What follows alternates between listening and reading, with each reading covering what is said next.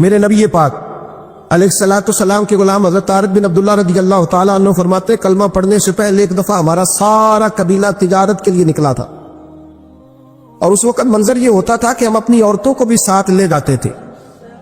6 مہینے سفر کرنا ہوتا تھا، اونٹ گھوڑے ہم بیچا کرتے تھے، عورتیں بھی ساتھ رہتی، کھاتے بھی پکاتے بھی۔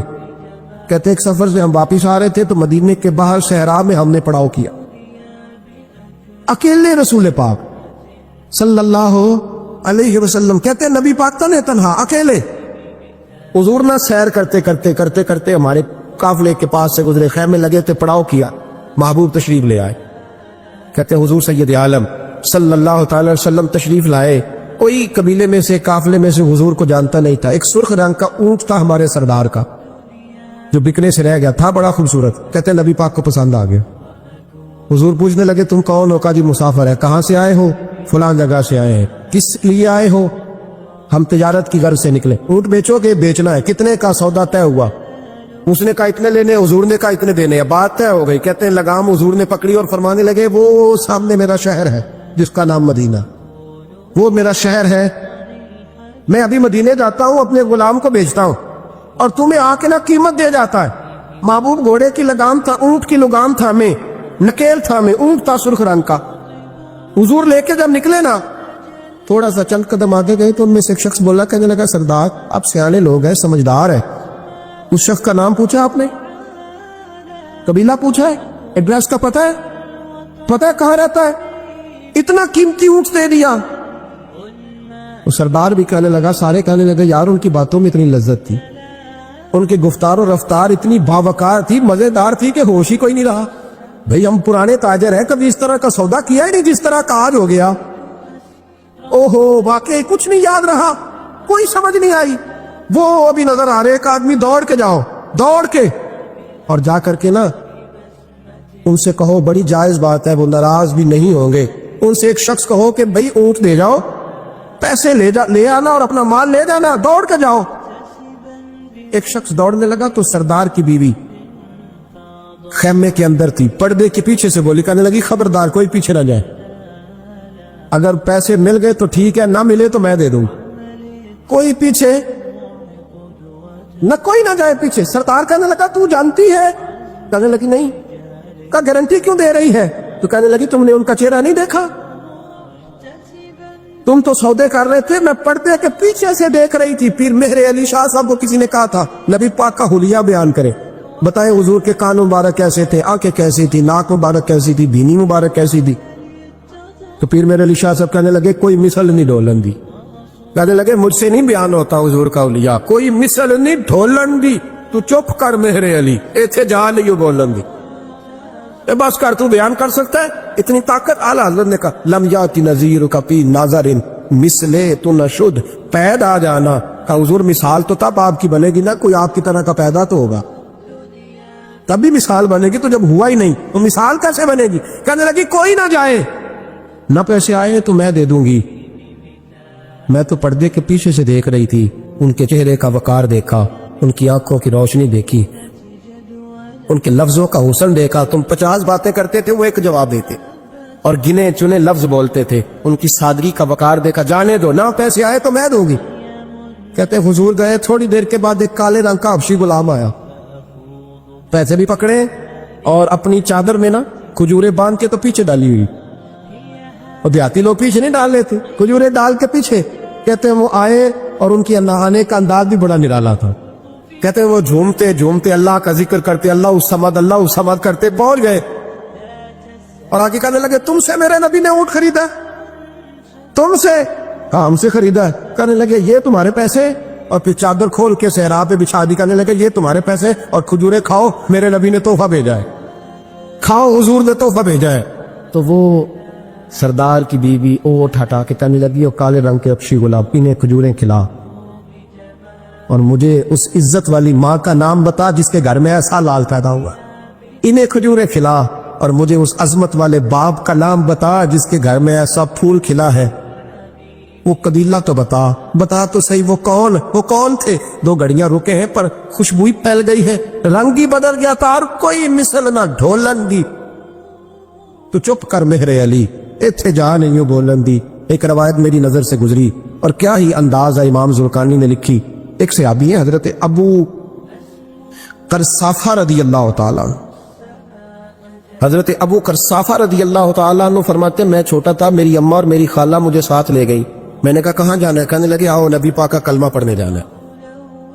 پڑھیے درود شریف صلی اللہ, سارے پڑھیے, پھر پڑھیے ایک دفعہ صلی اللہ تعالیٰ علیہ. حضور کا ذکر ہو تو فوراً درود پڑھنا چاہیے.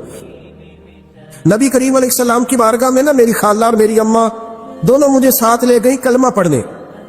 کہتے ہیں جب ہم حضور کی بارگاہ میں پہنچے, کلمہ پڑھا, واپس آئے تو میری اماں اور میری خالہ آپس میں بات کرنے لگی. میری خالہ کہنے لگی تو نے دیکھا ہے ان کا بولنا کتنا مزیدار. میری خالہ کہنے لگی تو نے تو وہ دیکھا لیکن وہ جو غلام آیا تھا اس کے ساتھ ان کا رویہ کتنا پیارا تھا. تو نے دیکھا جب وہ کھانا کھا رہے تھے تو پہلا خیال انہوں نے ہمارا کیا. بار بار وہ ان کا ذکر کرتی, کہتے آپس میں حضور کی شانیں بیان کرتی, میری اماں بھی میری خالہ بھی. بالآخر بات لمبی ہو گئی تو میری اماں بولی, کہنے لگی بس کر, ہم کتنی عظمتیں بیان کریں گے, مجھے تو 3 باتیں سمجھ میں آئی ہیں. کتنی؟ 3 باتیں مجھے سمجھ میں آئی ہیں. کہا وہ کیا؟ تو کہنے لگی ما رأینا مثل ھذا الرجل احسن وجھا ولا القى صوبا ولا البنا کلاما. کہنے لگی مجھے تو 3 باتیں سمجھ میں آئی ہیں کہ نہ اتنا خوبصورت چہرے والا کوئی شخص دیکھا ہے, اور نہ اتنے صاف کپڑوں والا کو دیکھا ہے, اور نہ ہی اتنی میٹھی بولی بولنے والا کوئی دیکھا ہے. تینوں باتوں کی کمال ہے. ظاہری حسن بھی کمال, کپڑوں کی صفائی بھی کمال, اور رسول پاک کا بولنا بھی کمال, لب و لہجے میں مٹھاس بھی خوبصورتی والی. یہ اصل حسن ہے کہ ظاہرت بھی انسان بڑا منزہ ہو, باطناً بھی بڑا صاف ستھرا ہو. میرے رسول پاک علیہ السلام کا طریقہ مبارکہ پتہ کیا تھا؟ حضور صلی اللہ تعالیٰ علیہ وآلہ وسلم جب مسجد میں نماز پڑھ لیتے تو حضرت جعفہ رضی اللہ تعالیٰ عنہ فرماتے, بخاری کی حدیث ہے, فرماتے میں مدینہ شریف میں آیا تو حضور نماز پڑھ لیتے تو صحابہ نبی پاک کے پاس آتے اور حضور کا دست مبارک پکڑ کے پہلے چومتے پھر چہروں پہ ملتے, پہلے چومتے پھر چہروں پر. نبی پاک کے صحابہ حضور کے قدم بھی چوما کرتے, قدموں میں جھکا کرتے تھے. یہ تو بھائی اس وقت پتہ چلتا جب کسی سے پیار ہو جاتا ہے, جب کسی بندے سے. میں اکثر مثال دیا کرتا ہوں اکثر کہ کسی کا بچہ پیشاب کرے تو کہہ آتی ہے, الٹی آتی ہے, لیکن اپنا بچہ بالوں میں بھی کر دیتا ہے, پھر کوئی کہہ نہیں آتی کیونکہ اپنا ہے نا, پیار ہو گیا نا.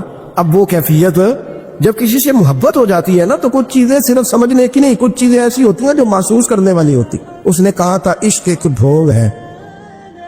میں نے کہا تجھے عشق ہو خدا کرے, پھر کوئی تجھے اس سے جدا کرے, تو اسے تسبیحوں پہ پڑھا کرے, تو اسی کا نام جپا کرے, تو گلی گلی پھرا کرے, پھر میں کہوں کہ عشق ایک ڈھونگ ہے اور تو نہیں کہا کر, پھر میں کہوں کہ عشق ایک ڈھونگ ہے اور تو. اس نے کہا تھا عشق ایک ڈھونگ ہے تو میں نے کہا تجھے عشق ہو خدا کرے.